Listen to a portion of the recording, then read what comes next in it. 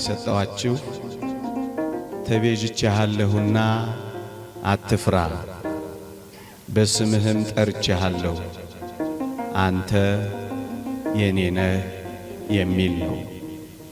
ትንቢተ ኢሳይያስ ምዕራፍ 43 ቁጥር 1። ብዙ ጊዜ ወጣቶች በብዙ ቤተሰቦች፣ በብዙ ጓደኞች፣ በብዙ ዘመዶች እንኳን ተከበን ብዙ ጊዜ የብቸኝነት ስሜት ይሰማናል። አንዳንድ ጊዜም የኔ ነህ የሚል የሌለኝ ምስኪንና ብቸኛ ነኝ ብለን ስንናገር እንሰማለን።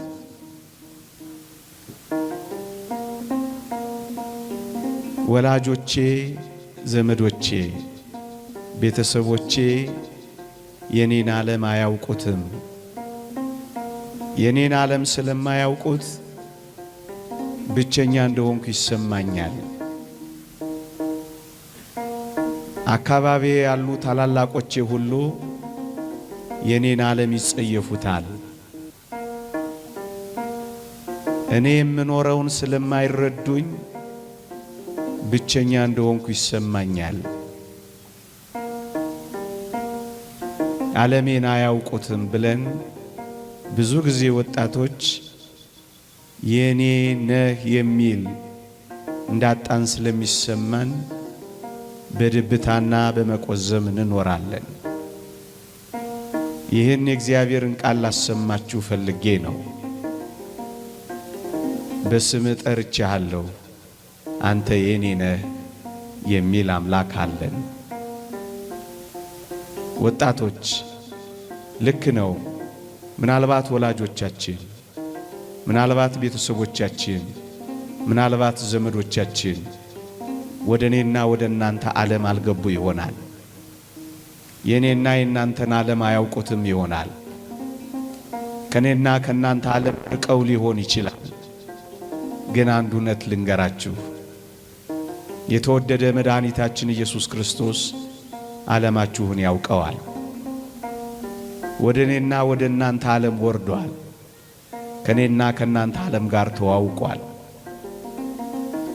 ወደዚህ ወደ ተዋረደው ሥጋችን እንኳን ሳይቀር ገብቷል። የኔና የእናንተን ሰውነት እንኳን ወስዷል። ዓለማችንን አምላክ አለን። በረታችንን እንኳን ሳይቀር ቀምሶታል። ከኔና ከእናንተ መካከል በሽታና በክርፋት ውስጥ የተወለደ ማን አለ? የኔና የእናንተን የመጨረሻው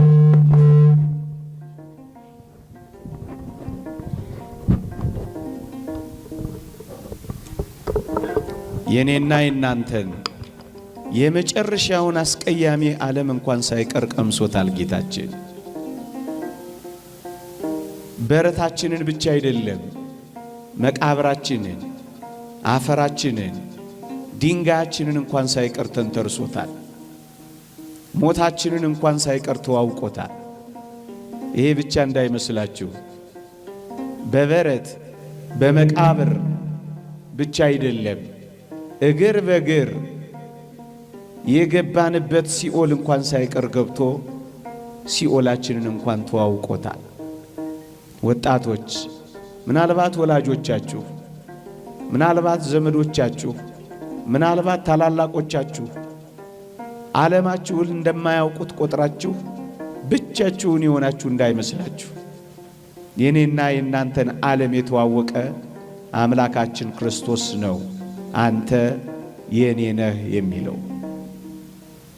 ብዙ ጊዜ ወጣቶች የብቸኝነት ስሜት እንዲሰማን ከሚያረገን ነጥብ አንዱ ስሜቴን የሚረዳኝ፣ ፈቃዴንና ዝንባሌን የሚያውቅልኝ፣ ድካሜን እንኳን ቦታ የሚሰጥልኝ የሌለኝ በጣም ምስኪንና ብቸኛ ነኝ ብለን ነው ብዙ ወጣቶች የብቸኝነት ስሜት የሚሰማን። ግን አንድ እውነት እንንገራችሁ ወጣቶች፣ ስሜታችንን፣ ድካማችንን፣ ፈተናችንን ብቻ አይደለም የኔና የናንተን ዓለም በመተዋወቁ ምክንያት ከኔና ከናንተ በላይ የተፈተነ አምላካችን ነው አንተ የኔ ነህ የሚለው። የእግዚአብሔር ቃል እንዲህ ይላል፣ ከኃጢአት በቀር በነገር ሁሉ እንደኛ ስለተፈተነ ሊራራልን የሚችል አምላክ አለ ይላል። ወጣቶች ሆይ እናንተ ከተፈተናችሁት በላይ ተፈትኗል። እናንተ ተትታችሁ ከሆነ እናንተ ከተተዋችሁት በላይ ተትቷል። እናንተ ብቻችሁን ቀርታችሁ ከሆነ ብቻችሁን ከቀራችሁት ከናንተ በላይ ብቻውን ቀርቷል። ተፈትናችሁ እንኳን ከሆነ ከኔና ከናንተ በላይ ተፈትኗል። ደክማችሁ እንኳን ከሆነ ከኔና ከናንተ በላይ ደክሟል። ለዚህ ነው ከኃጢአት በቀር በነገር ሁሉ እንደኛ ስለተፈተነ ሊራራልን የሚችል አምላክ አለ የሚለው። ብንደክም ይራራልናል፣ ድካምን አውቋላ። ብንፈተን ያዝንልናል፣ ተፈትኗላ። ብንተው ይመጣልናል፣ ተትቷላ። ብንገፋ ይሰበስበናል፣ ተገፍቷላ።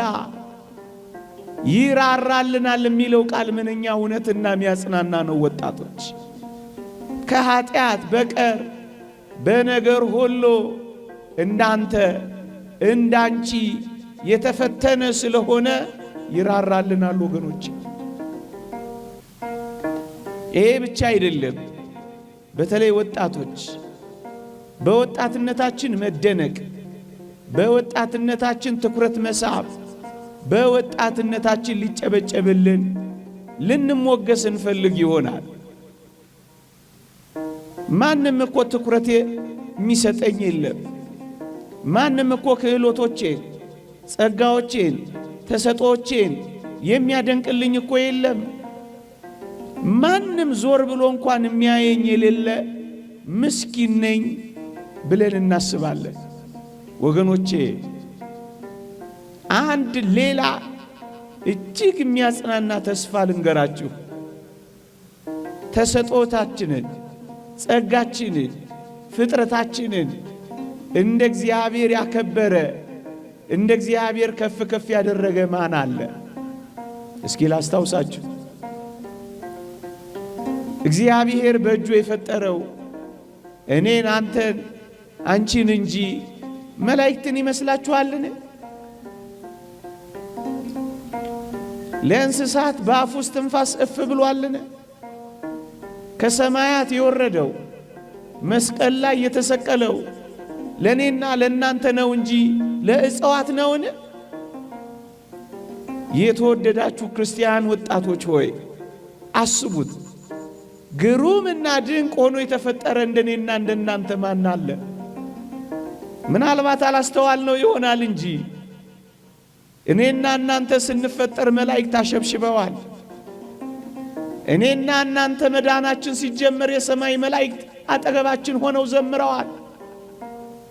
እኔና እናንተ ከበደል ስንመለስ የሰማይ ጉባኤ ማህሌት ትቆማለች፣ ትዘምራለች። እኔና እናንተ ልዩ ፍጥረቶች ነን። እግዚአብሔርን ከዙፋኑ የሳበው ከሰው በቀር ማን አለ እንዴ? ዓለም ሲያራክሰን ለምንድን ነው ራሳችንን የምናራክሰው? ዓለም ካላጨበጨበልን ዓለም ተደፋብን ማለት ነው። የጥቂት ሰዎችን ትኩረት አለመሳብ ያን ያህል ድብታ የሚያመጣ ነው። ያን ያህል ድብርት የሚፈጥር ነው። በምድር ላይ ያን ያህል እንዳልኖርን የሚያስቆጥር ነው። ወጣቶች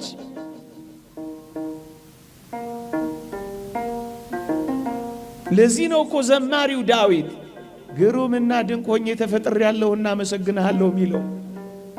እንደኛ ግሩም፣ እንደኛ ድንቅ፣ እንደኛ ውብ፣ እንደኛ ልዩ ከየት ይገኛሉ ወገኖቼ? ብቻሽን ውብ ነሽ፣ ብቻህን ግሩም ነህ። ለምንድን ነው ከሌሎች ያነስን እየመሰለን አንገታችንን ዘለስ የምናደርገው? በዓለም ላይ አጨብጫቢ የሚያጨበጭብ ስላጣን ኩርምት ጭርምት ብለን የምንኖረው? አያችሁ፣ የብቸኝነቶቻችን ምንጭ የሚሆኑት እነዚህን ሐሳቦች እግዚአብሔር የነገረንን በማመን ከብቸኝነት በላይ አንዳንዶቻችን ብቸኝነት ብቻም አይደለም፣ እነዚህን ሐሳቦች በማሰላሰል የበታችነት ተሰምቶናል። እያኗኗርን እንጂ እየኖርን እንዳልሆነ ቆጥረናል። ደስታችንና ሳቃችንን ዓለም እስክትመጸውተን ድረስ ምስኪን ተመጽዋቾች ብቻ ሆነናል። ሳቃችን ጠፍቷል። ምክንያቱም ብቸኛ እንደሆነ፣ ተደናቂ እንዳልሆነ፣ ተፈላጊ እንዳልሆነ፣ ተንከባካቢ እንዳጣን፣ ብቻችንን እንደሆንን ይሰማናል። እንደውም ወጣቶች ሆይ መፈቀርን መፈለግን እንደምትፈልጉ ይታወቃል። ብዙዎች እነዚህን ትምህርቶች ማስተማር ግድ ስለሆነብን ነው። በቅርቡ አንድ ገና ወጣትነቱን ያልጀመረ ብላቴና እናቴ አትወደኝም ብሎ አሉ ታንቆን የሞተው አሉ። ሰሞኑን ስሰማ ወላጆቻችሁ ያላፈቀሯችሁ እንዲወዷችሁ የምትፈልጉ ሰዎች ገሸሽ ያሏችሁ፣ ያመናችኋቸው እጮኞች የከዷችሁ እንኳን ብትሆኑ አንድ ዘላለማዊ ድምፅ ግን ወጣቶች እንድትሰሙ እንፈልጋለን። እግዚአብሔር እንዲህ ይላችኋል፣ በዘላለም ፍቅር ወድጄሻለሁ ይላል። እንደ እግዚአብሔር ሰውን የወደደ ማን አለ? ይህ ድምፅ ከፍ ብሎ ካልተሰማ እውነት ነው ጥቂት ሰዎች ሲያኮርፉ ትሰበራለህ። በአንድ እጅ ጣት የማይቆጠሩ ሰዎች ፍቅር ሲነግፉ እንክትክትህ ይወጣል። ይህንን ድምፅ ግን ስማው፣ በዘላለም ፍቅር ወድጄሻለሁ ይላል። ምናልባት እኛ ያጣነው በዚህ ዓለም ላይ ያሉ የጥቂት ሰዎች ፍቅር ነው። ያውም ሰጥተው የሚጎልባቸው፣ መጽውተው የሚያንስባቸው፣ በጣም ደካሞች የሆኑ ምስኪንና ድሆች የሆኑ ሰዎች ፍቅር አጣን ብለን ነው ራሳችንን እያጣን ያለ ነው። እውነት በዘላለም ፍቅር ወድጄሃለሁ የሚለው ባለጸጋው እግዚአብሔር ነው። ወገኖቼ ወጣቶች ሆይ መለወጥ አይደለም መለዋወጥ ባለበት በዚህ ዓለም ፍቅር ማጣት ለምን ራሳችሁን ታጣላችሁ? ለምን ለራሳችሁ ዋጋ መስጠት ታጣላችሁ? መለወጥ የሌለበት ያውነት እግዚአብሔር እንደሚያፈቅራችሁ እየነገራችሁ፣ እግዚአብሔር ያወዳችኋል፣ እግዚአብሔር ያፈቅራችኋል። መለወጥ የሌለበት ያውነት ማለዳ ወዶ ማታ ሚከዳ አይደለም። ስቆም ያስለቅስ አይደለም። ፊት ሰጥቶ ጀርባ ሚነፍጋ አይደለም። ሁሌ የሚወድ ሁሌ የሚያፈቅር ፍቅሩ የማይቀንስበት ወረት የሌለበት ፍቅር፣ በዘላለም ፍቅር ወድጄሃለሁ ሲልህማ ስማው። ጥቂቶች ትኩረት ስለነፈጉን ለራሳችን ትኩረት የምንነፍገው ለምንድን ነው? ወገኖቼ እንኳን የሩቆች የእናት ፍቅር እንኳን ሊቀዘቅዝ ይችላል። አድሎ ሊኖርበት ይችላል። ስትሰጥና ስትነፍቅ ሳቃቸው ወላጆች፣ ቤተሰቦች ምናልባት ሊቀየሩብህ ይችላሉ። አድሎ የሌለበት እውነተኛ ፍቅር ግን እወድሻለሁ እወድሃለሁ ሲል ስማ። እኔ በጣም ነው የሚደንቀኝ። በመንኮራኩር የተፈጩትን እኩል ከኛ ጋር ሲያፈቅር አይገርምም? ደማቸውን ያፈሰሱትን ላባችን ከምናፈሰው ጋር እኩል ሲያፈቅር አይገርምም? 24 ሰዓት በትጋሃ ሌሊት የሚኖሩትን አንኮራፍተን የምናድረው ድንጋይ የሚንተራሱትን ደንገል ተንተራሰን ከምንተኛው ጋር ሁላችንንም እኩል ማፍቀሩ አይገርምም? ይሄ ፍቅር ነው፣ አድሎ የሌለበት ፍቅር። አንተንም ይወድህ አንቺንም ያፈቅርሽ። ለምንድነው የዚህን የምድር ፍቅር አጣን ብላችሁ ራሳችሁን የምታጡት? ለምንድነው ሰማይ ከምድር የተደባለቀባችሁ እስኪመስላችሁ ድረስ በዝምታ በመሰበር የምትኖሩት? ወገኖቼ እንኳን የኔና የናንተ አንድ ሁለት ሶስት ሰው በደል ቀርቶ የዓለሙ ሁሉ በደል ፍቅሩን እንዳለወጠበት አላያችሁ? ሀባህሎት ብዝት ኃጢአት በየትበዝ ጸጋ እግዚአብሔር ኃጢአት በበዛችበት የእግዚአብሔር ጸጋ እንደበዛች አልሰማችሁ? የሚወድና የሚያፈቅር አምላክ እንዳላችሁ ድምፁን አትሰሙትም? እኛን በማፍቀር የሚኖር አምላክ እያለ ለምን ራሳችንን በመጥላት እንኖራለን? ስለኛ የተሰቀለ አምላክ እያለ እኛ ገመድ ላይ መንጠልጠል ይገባናል? የተወደዳችሁ ክርስቲያኖች የሞተልን አምላክ እያለ እኛ ራሳችንን መግደል ይገባል? መራራ ሐሞት የተጎነጨ ጌታ እያለ መርዝ መጠጣት ይገባል? እውነት እንነጋገር ከተባለ ዲያብሎስን ከሚያህል አውሬና ሽፍታ ካዳነን በኋላ እናንተም ሽፍታ ትጠሉ የለ? እናንተም አጋሽ ትጠሉ የለ? ሱሰኛ በመሆን ተስፋ በመቁረጥ ወይንም ደግሞ በራሳችሁ ላይ አንዳች ነገር በማድረግ የተወደዳችሁ ኦርቶዶክሳውያን በራሳችሁ ላይ ሽፍታ እንዳትሆኑ። ሽፍታ ከጠላችሁ የራሳችሁ ሽፍታ መሆንን ጥሉ። እንዴ አውሬ ትጠሉ የለ እንዴ? አውሬ ትሸሹ የለ እንዴ? ታዲያስ ለራሳችሁ እንዴት አውሬ ትሆናላችሁ? በመጠጥ ሱስ ጉበታችሁን የምታፈርሱ፣ በሐሺሽ የምትደነዝዙ፣ በገመድ የምትታነቁ፣ በመርዝ አንጀታችሁን የምትበጥሱ ለምን ትሆናላችሁ? ሰው በራሱ ላይ አውሬ ይሆናል። እኔ አልሰማው አንበሳ ራሱን ሲያጠፋ ላየው፣ እባብ ራሱን ሲነድፍ አልሰማንም።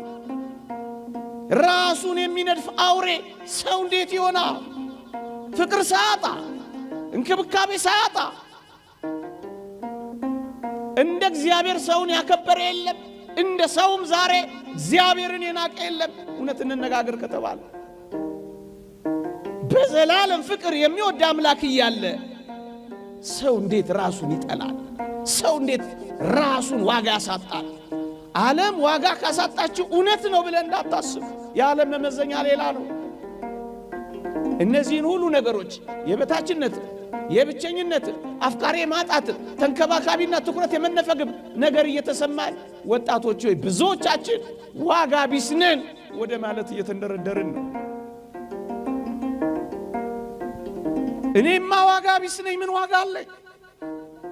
ብዙዎቻችን እንዲህ አይነት ድምፅ ማሰማት ጀምረናል። የምር እንነጋገር ከተባለ ዋጋችንንማ እንወቀው። ዋጋ ተለጥፎበት ዋጋውን የማያውቅ እንደ ሰው ማን አለ? እንደ ቡቲክ ዋጋ ተለጥፎብሃል አንተ። እንዴ ተነቅሰዋል እኮ ዋጋህን። አንገትሽ ላይ አንጠልጥለሽዋል እኮ ዋጋሽን። ልብስሽ ላይ ተጠልፈሽዋል እኮ ዋጋሽን። የኔና የናንተ ዋጋ አንድ አስደናቂ ዋጋ አለ። እሱስ ቀራንዮ ነው። የአምላካችን ደም ነው። እንዴ ዋጋ ቢስ ነኝ ማለት አያሳፍርም? አያሳዝንም? ለራሳችሁ አይደላችሁም፣ በዋጋ ተገዝታችኋል የሚለውን ድምፅ አልሰማችሁም? የደም ዋጋ ወጥቶብሃል። ዋጋ ቢስ ነኝማ አትበል፣ ዋጋህን ወቅ። የምር እንነጋገር ከተባለ ዓለም ሁሉ ቢሸጥ ያንተን አንዱን ዋጋ ያወጣል። እንኳን የቢል ጌትስ ሀብት ፎርብስ መጽሔት ላይ ያሉት የሁሉም ሀብት ቢደመር አንድ እኔን ዋጋ ያወጣ። ዓለም ሁሉ ቢሸጥ፣ ዓለም ሁሉ በጨረታ ቢቸበቸብ